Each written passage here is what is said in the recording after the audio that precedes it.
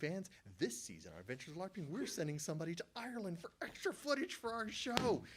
What I haven't told the crew behind me is I've already chosen me.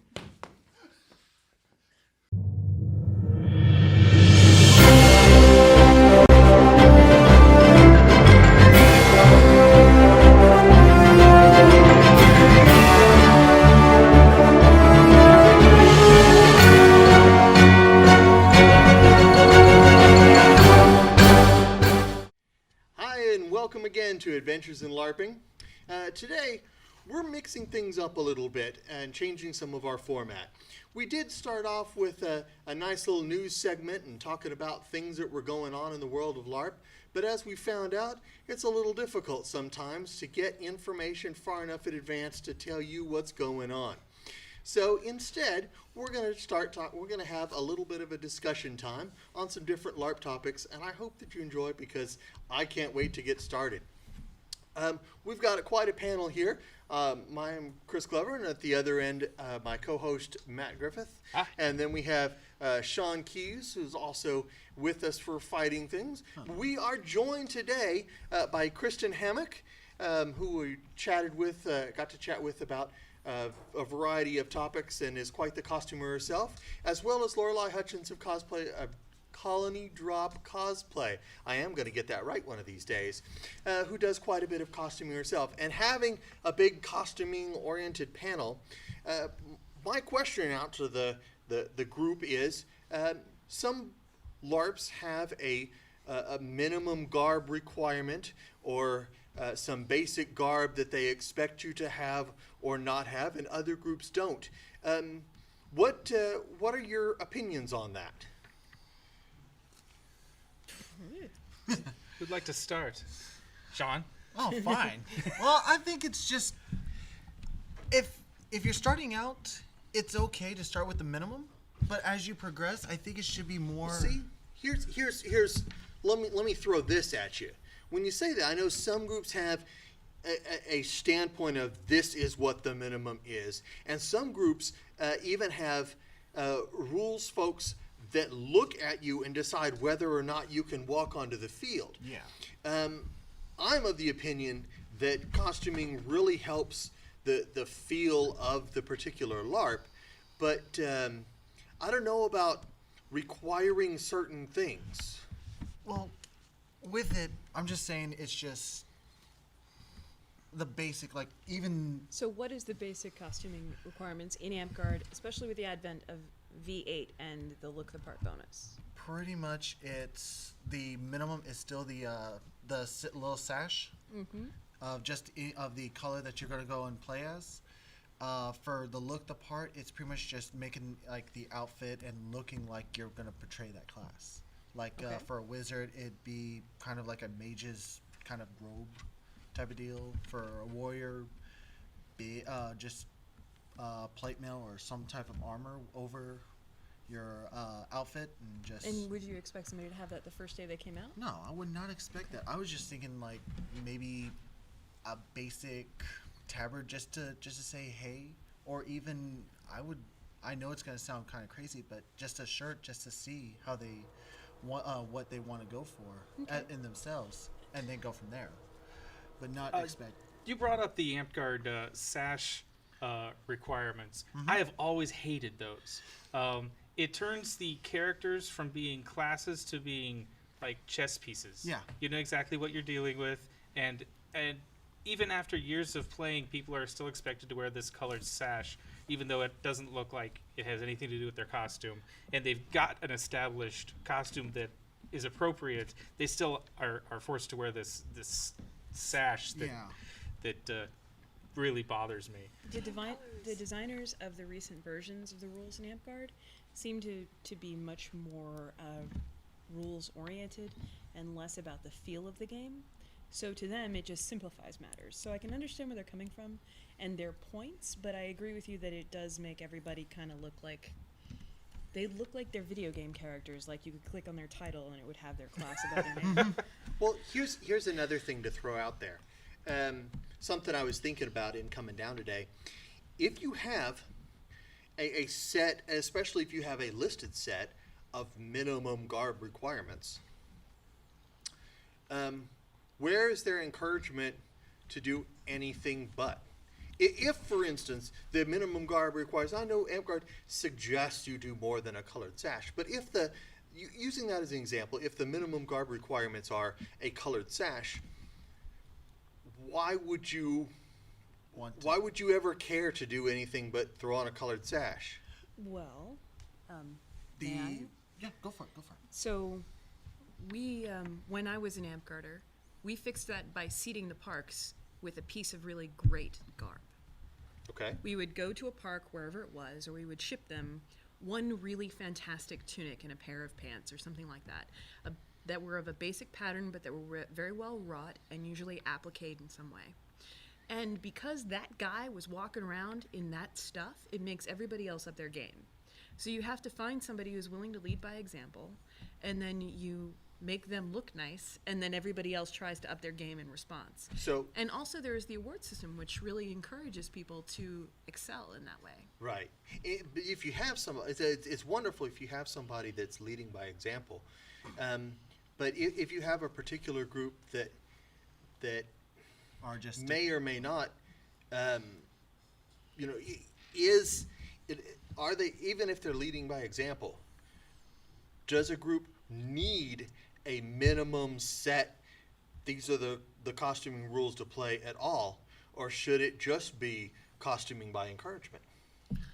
I don't know. I could go either way. What do you think, Sean? It could be either way as far as. I think it really depends on the focus of your group, the focus of your game, what you want to get out of it. If your game is strictly going by the rules and not concerned with the flavor of the game, it's more of a sport, then you're right, it doesn't matter. We could all wear jerseys. If you are trying to establish a certain look and feel for the game, I think you have to lay down some rules, not just guidelines, but rules stating this is what you're expected to get. Whether you have 6 months to get it, or 3 months, or you need to show up the first day, that's up to them. But I think it's going to be necessary, if that's the kind of game that you're trying to establish, to lay it out there, let everybody know what's expected from the beginning. That's fair. I think that having encouraging things like an SEA, they have a hospitaller that greets new people and kind of gets them oriented in the game. And they also have a function called a gold key, which is a box of clothes that people have donated. So that when you go to your first event, you sign up and you say, I'm this size and I would like to wear something that looks like this. And they Okay. will have that. Or you'll get lent it by somebody else. I had people travel across the country and say, I'm a size 12 and I would like to be Italian Renaissance.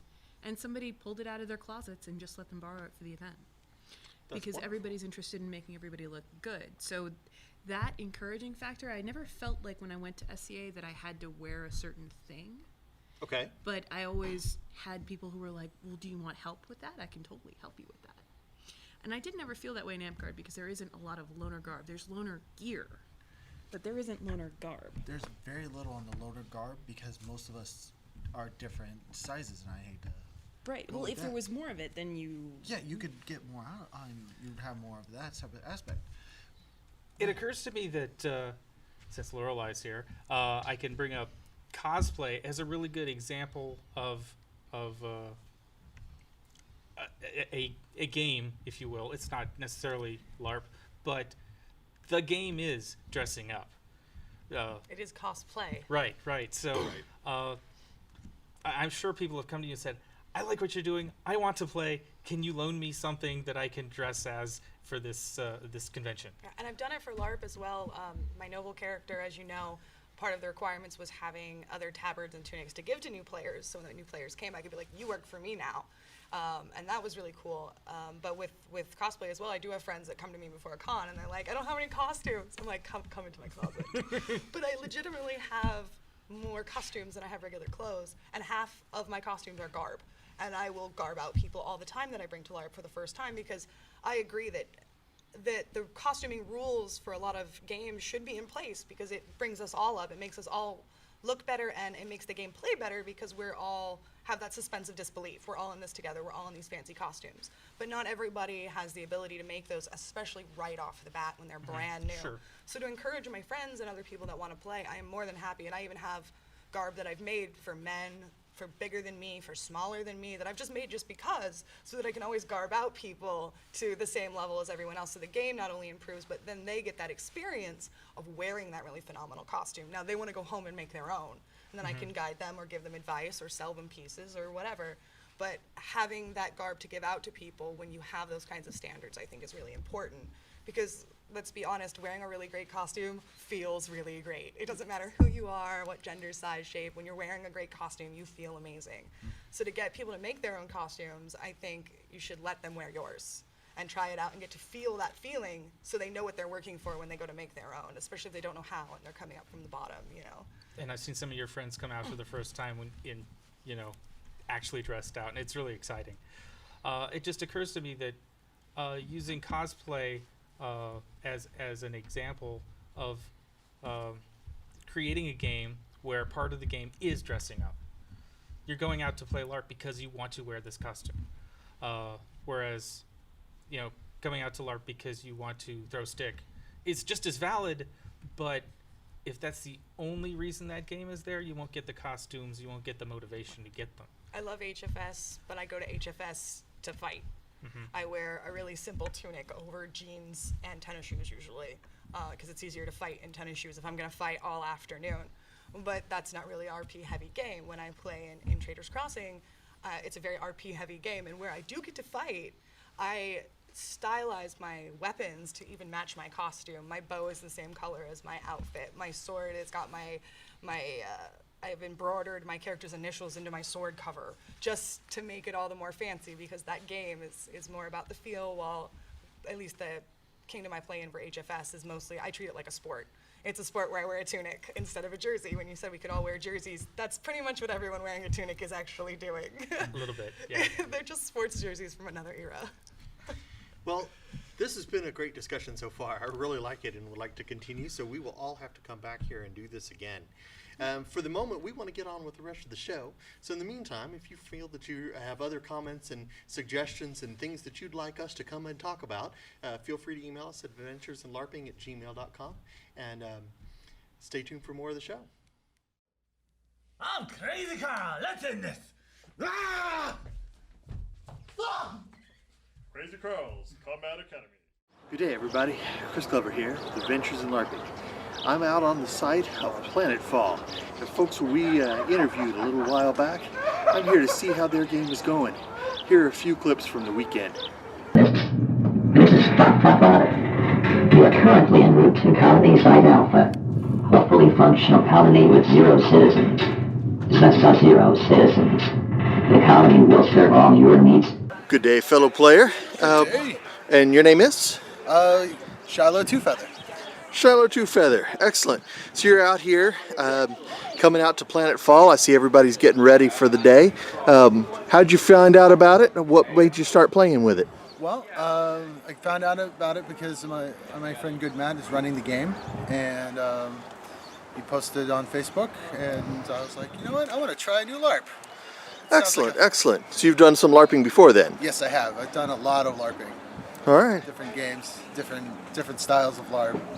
All right. Tell me about your prep for the game. What kind of attire do you have on, and tools and whatnot? Well, I'm actually wearing BDUs and jungle combat boots, because it was wet the last 2 games. All right. It's actually 2 different jackets. One's basically a phys rep for a maintenance suit that I actually have in the game. The other is a security jacket that I actually do have. I painted all my Nerf weapons to be more genre specific. All right. All right. And the goggles going. Nice touch there. I like that. I needed shades. All right. All right. Have you played Planetfall before? The other 2 games, I was here for the first game that they played, and the second game, this would be the 3rd time I've been out here. Excellent, excellent. This is my first time, and I'm hoping not to be run off by aliens, but Well, They we'll see. will probably try to run you down, yes. I see. All right, something to look forward to. Well, thanks for your time. You can go ahead and finish getting ready, and we'll get going.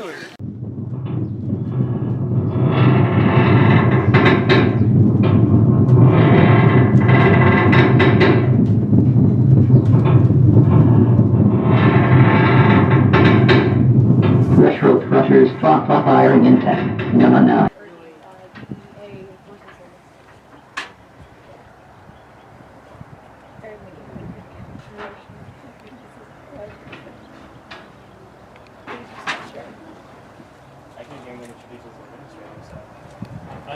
Your title is around the line. 9, 8, 7, 6, 5, 4, 3, 2, 1. Retro Crushers firing.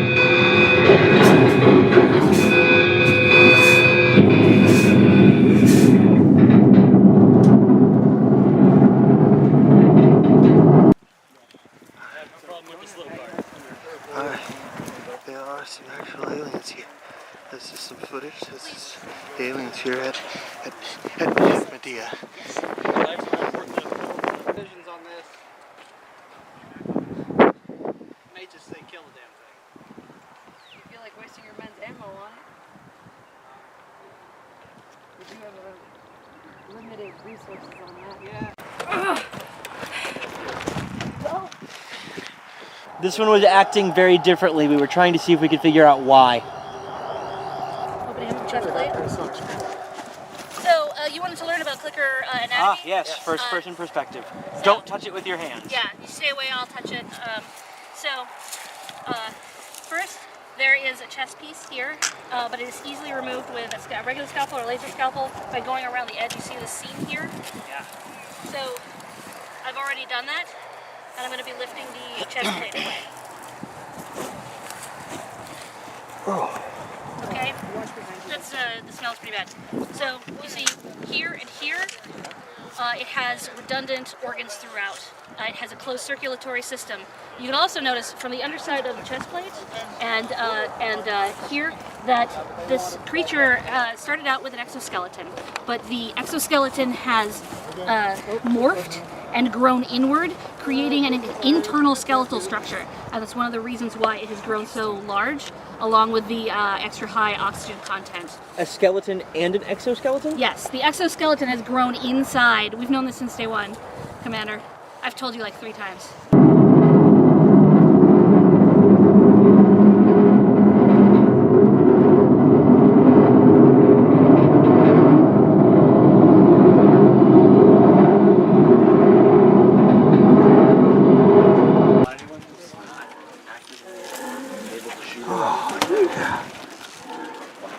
Hi there.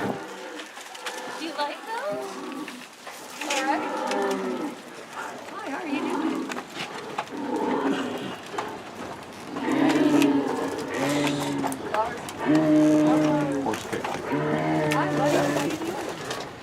Oh! You just got kicked off.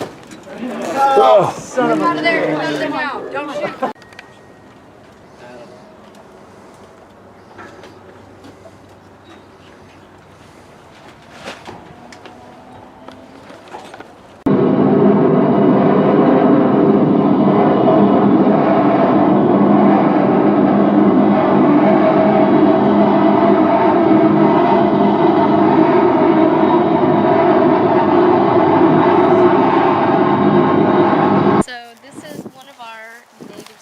Here on Medina called Grazer. This particular one is nicknamed Charlie by one of the synthetics named Eliza. It's a herbivore, a hoofed animal, very docile. You can actually pet it.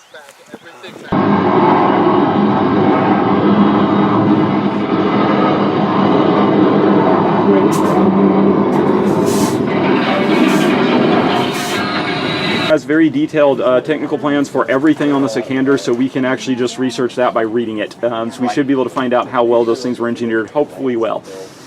Hopefully. They seem solid to me. So, all right, so everyone here is an engineer. Does anyone have any specialized engineering training that they would like to tell us about? And a wonderful peaceful day. Please wake flop with the dot doors to open. Watch your step as you exit the level landing crap.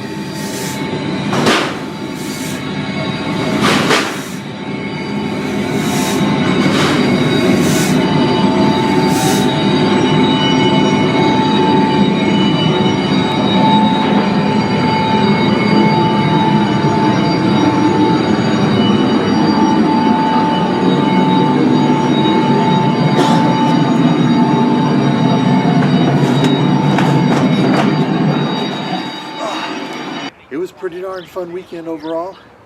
If you want to see more, hit up our website. Next time on Name That Smell.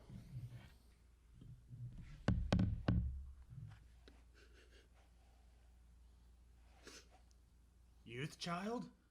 All right, welcome back to Adventures in LARPing. Today we're back again to talk about some of our favorite Sure. And systems. what we're going to do at this point is have a spotlight on a particular group. This is where we talk about a particular group, things that you might need to know, how you find them, and that sort of thing.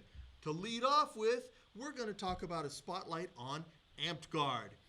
Sean, I know that you've played Amtgard for a while. I've played Amtgard for a little while.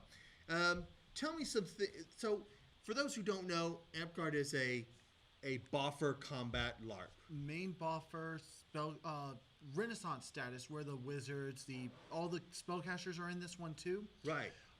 Fantasy. Fantasy. Yeah. There we go. Thank you. Yeah.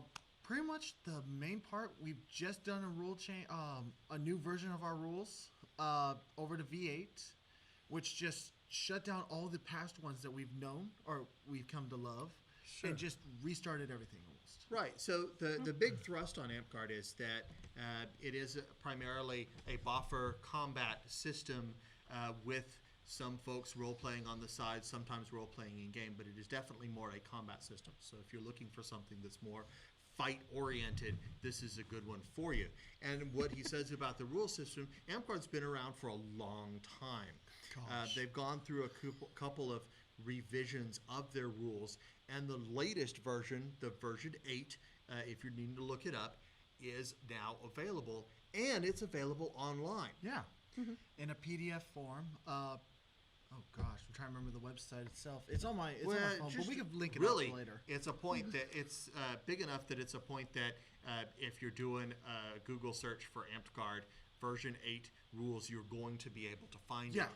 And later, when we got this all edited, we may even have a little bit of a website down here. Or we're just pointing at the table, and you're going to see something. You're not going to see anything. But one of the things that I like about Amtgard is that its rule system is freely available to everybody. Yeah. It is real nice and open to anybody that's wanting to play. One of the deals is we've taken out some of the Raider class, which was the very first. Everyone puts their points into that and then shifts it to somewhere else. Now, since we've taken it out, we kept the peasant, so you can play as peasant still, which all you get is just a short sword. Right. So it is a class-based system. Yeah, you play a particular class, and we've done some changes over time. If you're more a heavily role-play person, you can indeed fit in, but be prepared for lots of combat. Main combat, if you're gonna do the role-play, do it where it has its own race and maybe a particular class. If it changes classes, that's fine. But they now also give bonuses for being a race and dressing up for the class. So you can get all kind of bonuses for looking the spiffier you look. The look of the part, There are a few folks. So Amtgard is also all over the country and in some parts of the rest of the world. So it is kind of nice wherever you are.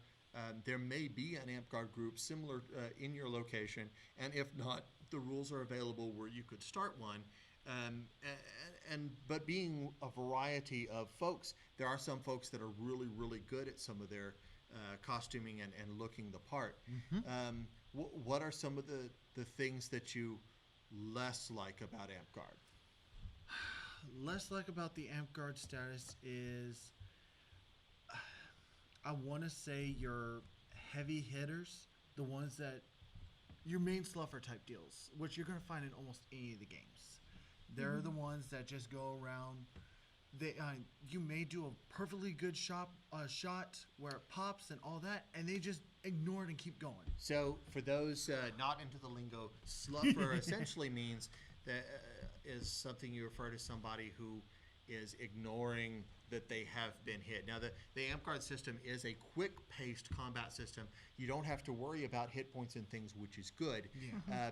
And if you're hit, you're wounded, and it should be pretty obvious. But yes, as you say, there are a few folks here and there. But again, that's the sort of thing you might see on other groups as well. Yeah. I've always found that it's real easy to get into, and it's real easy for folks that are wanting to do fighting things.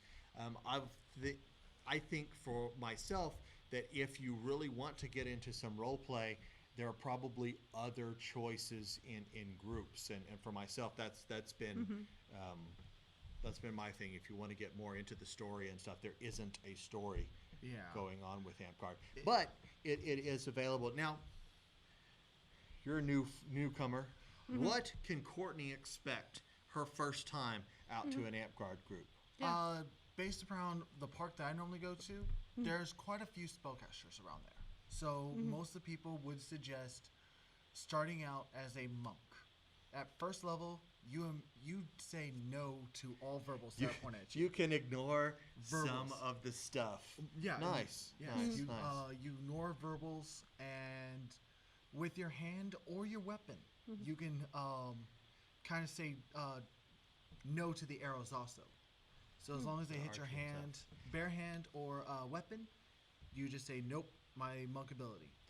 I think that you'll also find, as a newcomer to this style of group, that the folks are pretty open and explaining what's going on. You don't have to have any of your own stuff to start. If you're just walking by and you see an Amtgard group, chances are they've got some extra stuff and they'll let you hang out and learn what you're doing, which is pretty darn cool. Yeah, that's always fun because sometimes I'm like, I'll see.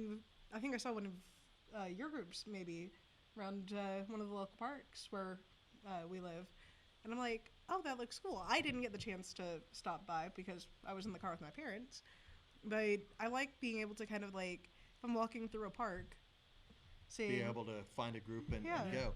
And that is one of the other bonuses to Amtgard. If you're looking for an Amtgard group, they are all over the place. Generally on the weekends, lots of Saturday, Sunday groups, because that's when a lot of people have the time off and ability to play. But for the most part, they play in public places like at public parks and things so that other people can find them.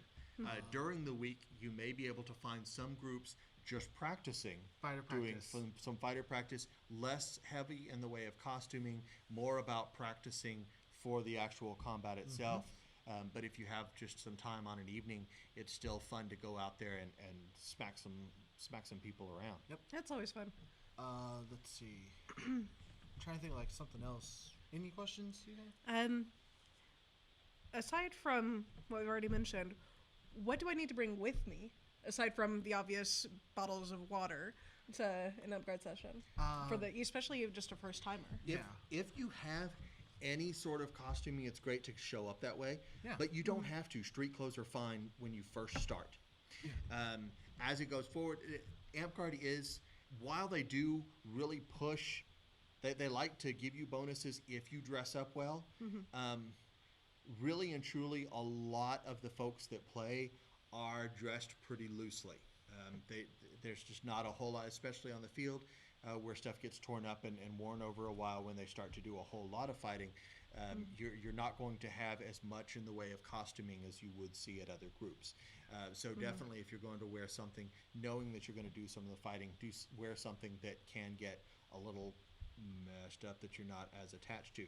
Now, they do have some, from time to time, they do have some big events, camp out events and things like that, where they'll go down. They're not playing for the entire weekend, or they're not running like in character or anything like that, but they will have feast generally, and sometimes they hand out awards to some of their participants, and that's when they really dress up because they're not going to be fighting, and so you start seeing people pull out the real pretty stuff, and even the people that don't dress as well throughout the game have something to put on that's nice and pretty, and you'd find out about those with your local group when you just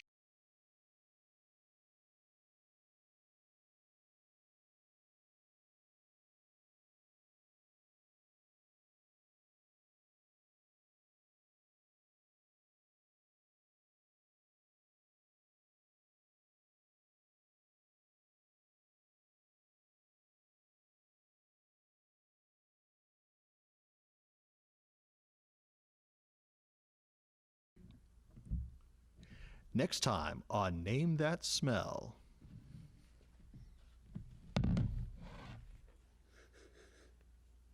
Burning heart.